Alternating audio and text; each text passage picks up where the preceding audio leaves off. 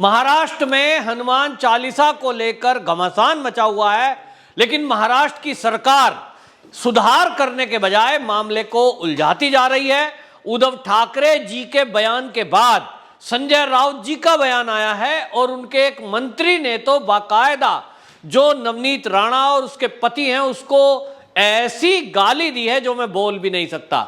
यानी एक तरह से सरकार ने तय कर दिया कि वो हनुमान चालीसा या हनुमान भक्तों पे रहम करने के बिल्कुल मूड में नहीं है, बख्शने के मूड में नहीं है। यहां तक कि राष्ट्रद्रोह की धाराएं तक लगा दी गई हैं और जनता सवाल पूछ रही है। अभी हाल ही में एक रेलवे में जो इंस्पेक्टर पोस्ट पर है उसको भी एक एफआईआर दर्ज कराकर जेल में डाल दिया गया। एफआईआर कर दी गई क्योंकि वो अपने घर में ब्लूटूथ लगाकर गाना बजा रहा था। पड़ोसी ने शिकायत कर दी कि हमारे नमाज का टाइम है और ये तेज आवाज में गाना बजा रहा है। इस पर भी लेकर के पुलिस ने कार्रवाई कर दी। लोग सवाल कर रहे हैं कि ये वो महाराष्ट्र है क्या जहां पर समर्थ गुरु रामदास जी ने कभी हनुमान मंदिरों की स्थापना की थी और उन हनुमान मंदिरों के माध्यम से बाकायदा मुगलों के प्रति जो उस समय जो देशभक्तों की लड़ाई थी उसका एक वो शक्ति का केंद्र बना था। आपको बताएं समर्थ गुरु रामदास उन्होंने बाकायदा स्वराज्य की स्थापना के लिए महाराष्ट्र के अंदर 400 छोटे बड़े मंदिरों की स्थापना की थी और ये जो हनुमान मंदिर थे ये वहां पहचान बने शक्ति केंद्रों के। यहां पर युवक आकर के व्यायाम करते थे, हथियार चलाने की ट्रेनिंग लिया करते थे और इसलिए महाराष्ट्र में आप देखेंगे कि कोई शहर कोई गांव आपको ऐसा मिलेगा जहां हनुमान मंदिर ना हो। हर जगह छोटे बड़े मंदिर हैं। आज लोग कह रहे हैं कि जो समर्थ गुरु रामदास जो कि गुरु थे छत्रपति महाराज शिवाजी के, उनके मन में जो ये स्थापना करने का था, जो पहचान बनी महाराष्ट्र की और स्वराज्य के लिए जहां से लड़ाई हुई, जहां भारत के देशभक्तों को तैयार किया गया, आज उसी हनुमान की भक्ति और हनुमान चालीसा पर ये किस तरह का पहरा बिठाया जा रहा है। इसीलिए भारतीय जनता पार्टी के लीडर सवाल उठा रहे हैं। लेकिन अगर देखें इस सारे मामले में तो पहली बार जो वहां के मुख्यमंत्री हैं उद्धव ठाकरे जी बोले और क्या बोले, वो कह रहे हैं कि लोग जो है ये दिखाने की कोशिश में है कि मेरी कमीज तेरी कमीज से भगवा ज्यादा कैसे है। कहते हैं कि मैं इसके बारे में एक बैठक करूंगा और उन्होंने भी एक अपशब्द का इस्तेमाल मेरे हिसाब से तो किया। वो कहते हैं कि हम हैं असली गदाधारी हिंदू और बाकी घंटाधारी हिंदू। क्या कहना चाहते हैं वो बाकी लोगों को जो हनुमान के भक्त हैं, जो हनुमान चालीसा को लेकर सवाल उठा रहे हैं, या जो यूं कहिए कि लाउड स्पीकर को लेकर जो मुद्दा बना था शुरू में कि हाई कोर्ट का जो निर्देश था अवैध लाउड स्पीकरों को लेकर, सवाल तो वहां से खड़ा हुआ। अब इसमें कौन सी बात आ गई गदाधारी और घंटाधारी की। लेकिन उद्धव ठाकरे जी ने कहा है कि हम तो जो है गदाधारी हैं। ठीक है, आप गदाधारी हैं, आपके पास पावर है, आप सत्ता में हैं, आप मुख्यमंत्री हैं, तो पावर तो है। गदा मतलब हनुमान जी का ये एक शक्ति का प्रतीक है। तो आप कह रहे हैं गदाधारी, लेकिन बाकियों को आप कहें कि वो घंटाधारी हैं। इसका मतलब क्या है? ये मतलब उद्धव ठाकरे जी को बताना चाहिए कि इसका अर्थ क्या है, वो क्या कहना चाहते हैं। दूसरी तरफ वो ये कह रहे हैं कि हम असली हिंदू कौन है और कौन ज्यादा हिंदुत्ववादी है, इसके बारे में एक बैठक करेंगे। तो देखिए, हिंदुत्व को लेकर के कोई शिवसेना पर सवाल नहीं उठा रहा। शिवसेना की जो नींव रखी गई वो तो रखी हिंदुत्व के कारण से गई थी। हिंदुत्ववादी पार्टी है, ऐसा तो जो निशान है उसका वो, और दूसरी बात जो ध्वज है वो पताका भगवाधारी, इससे ज्यादा बेटर कौन होगा। ये आपकी बात ठीक है उद्धव ठाकरे जी की, अगर वो कहते हैं हमसे ज्यादा भगवाधारी कौन, तो भाई भारतीय जनता पार्टी का जो झंडा है उसको लेकर और आपको लेकर अगर कोई तुलना करे तो ये तुलना नहीं है। कौन बड़ा हिंदुत्व वाला है, ये तो आज बहस का विषय इस वजह से बना है क्योंकि आज महाराष्ट्र के अंदर जो हनुमान चालीसा को लेकर बहस चली है उसमें जिस तरह से वहां की पुलिस कार्रवाई कर रही है, सवाल तो उस पर है। नवनीत राणा और उसके जो पति हैं उनको बंटी बबली कहते हैं संजय राउत जी, उनको कहते हैं कि बंटी बबली एक आए थे, मातोश्री पर हनुमान चालीसा करने की बात कर रहे थे, और संजय राउत जी बयान देते हैं कि उनको 20 फीट जमीन में गाड़ दिया जाएगा। किस तरह की भाषा है ये? आप कहते हैं अमरावती में हम आएंगे, हम देखेंगे वहां का मालिक कौन है। तो भैया अमरावती एक क्षेत्र है, वो महाराष्ट्र का एक क्षेत्र है, वहां का मालिक कौन है? कोई भी क्षेत्र है वो भारत माता का अंग है, उसका मालिक कोई एमपी एमएलए या कोई नेता नहीं हो सकता। आप ये कैसे कह सकते हैं कि हम बताएंगे वहां का मालिक कौन है?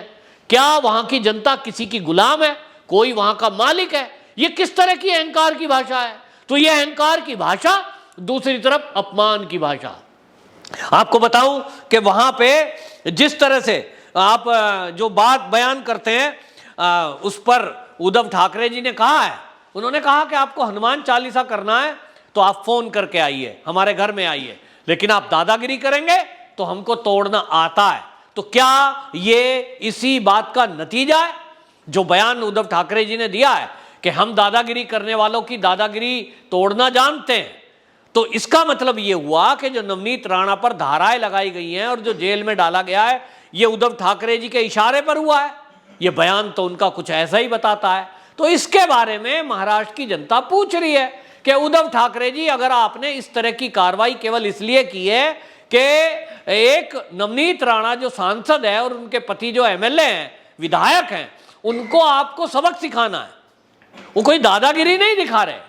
वो केवल, नवनीत राणा ने तो कहा है, उन्होंने कहा कि हम केवल शिवसेना को उसका हिंदुत्व याद दिलाने की कोशिश कर रहे थे। तो यही बात कह रहे हैं देवेंद्र फडणवीस, यही बात कह रहे हैं मोहित काम्बोज, यही बात कह रहे हैं जो आपको बताऊं नारायण राणे, और इसी तरह का बयान दिया था किरीट सोमैया ने। ये सब नेता जो बोल रहे हैं, क्या ये सारे गलत हैं? कि आप जो शिवसैनिक हैं, जो शिवसेना है जिसकी मूल स्थापना हिंदुत्व की रक्षा के लिए हुई थी, हिंदुत्व को लेकर हुई थी, वो शिवसेना आज अपने हिंदुत्व को छोड़ चुकी है। तो ये सारे नेता अगर ये बात बोल रहे हैं तो आत्म मंथन और आत्मचिंतन ये करने की जरूरत शिवसेना को है। और इसलिए आपको बताऊं कि लोग ये सवाल कर रहे हैं कि क्या एफआईआर के सहारे, पुलिस के सहारे लोगों की जुबान बंद करने का काम किया जाएगा? क्या शिवसेना के लोग उनके ऊपर हमला करेंगे, उनकी जुबान बंद की जाएगी? और अभी आपको मैं बताया जैसे कि वाकई में अभी जो हुआ है, तो या आप देखिए कि आम आदमी को भी अब वहां गाना, भजन, चालीसा ये करने की जरूरत, मतलब आप समझिए कि कैसा आदेश दिया है कि 100 मीटर के दायरे में यदि मस्जिद के आसपास कोई है तो वहां कोई भी धार्मिक अपना भजन गा नहीं सकता, हनुमान चालीसा चला नहीं सकता। ये ऐसी रोक क्यों है भाई? ये एक तरफा कार्रवाई नहीं है क्या? ये तो सवाल उठाया जा रहा है। लेकिन अब जिस तरह की बातें उठाई जा रही हैं और आप जो है जिस तरह की बात कर रहे हैं, अभी इसी में महाविकास अघाड़ी के जो मंत्री हैं विजय, उन्होंने बाकायदा इस बात को लेकर के, आप देखिए कि एक सांसद और विधायक के बारे में जिस तरह की गाली गलौज की भाषा इस्तेमाल की है, और इस तरह की भाषा कोई अमर्यादित भाषा को इस्तेमाल कर सकता है क्या? जिस तरह से महाराष्ट्र में ये शिवसेना के नेता या वहां की सरकार में बैठे हुए मंत्री नवनीत राणा के विरुद्ध ये बयानबाजी कर रहे हैं और गाली गलौज की भाषा का इस्तेमाल कर रहे हैं, जिस तरह से संजय राउत जी धमकी भरी भाषा का इस्तेमाल करते हैं, अमरावती में वो ये सिद्ध करने की कोशिश का बयान देते हैं कि हम अमरावती जाएंगे और बताएंगे वहां का मालिक कौन है। तो भैया मालिक ना तो वहां पे मेरे हिसाब से ना कोई एमपी है, ना एमएलए है, ना कोई नेता है। और नवनीत राणा ने भी ये कोई दावा नहीं किया है, कोई सांसद कैसे कर सकता है? वो केवल एक सेवादार है। जो भी ये राजनीति में लोग आए हैं वो केवल सेवक हो सकते हैं, मालिक नहीं हो सकते। इस देश का या देश की कोई भी शहर का या किसी भी गांव का कोई व्यक्ति नागरिक हो सकता है, सेवादार हो सकता है। वो प्रधान बनकर, विधायक बनकर, सांसद बनकर या कोई नौकरशाह बनकर सेवादार कहला सकता है, मालिक कोई नहीं है। मालिक इस देश का, इस दुनिया का भगवान है। और इसलिए इस तरह की बयानबाजी ये अहंकार भरी भाषा है और इसीलिए भारतीय जनता पार्टी की लीडरशिप अब इस पर सवाल उठा रही है कि यहां पर जिस तरह से एक तरफा कार्रवाई की जा रही है, जिस तरह से केवल हिंदुओं के प्रति इस तरह के आदेश जारी किए गए हैं, एक विशेष धर्म को जिस तरह से पूरी छूट दे दी है, यह है तुष्टीकरण की हद। और तुष्टीकरण की सारी हदों को पार करते हुए जिस तरह से उद्धव ठाकरे सरकार एक के बाद एक फैसले ले रही है, जिस तरह से वहां की पुलिस कार्रवाई कर रही है, अब इस सब को लेकर महाराष्ट्र की जनता में आक्रोश है। अब आप कुछ भी इसको डिफाइन करने की कोशिश करें, लेकिन जिस तरह का एक मैं कहूंगा कि जनता के मन मस्तिष्क में इस बात को लेकर के एक बन चुका है ख्याल, वो तो बन चुका है। आप इसके बारे में क्या कहेंगे?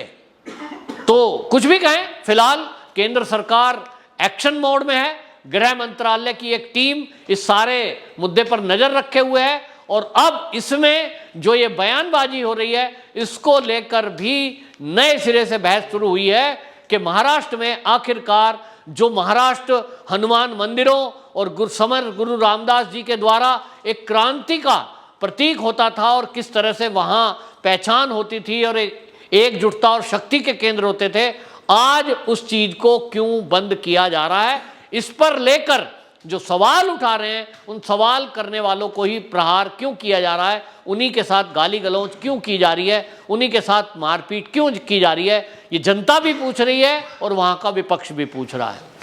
वंदे मातरम।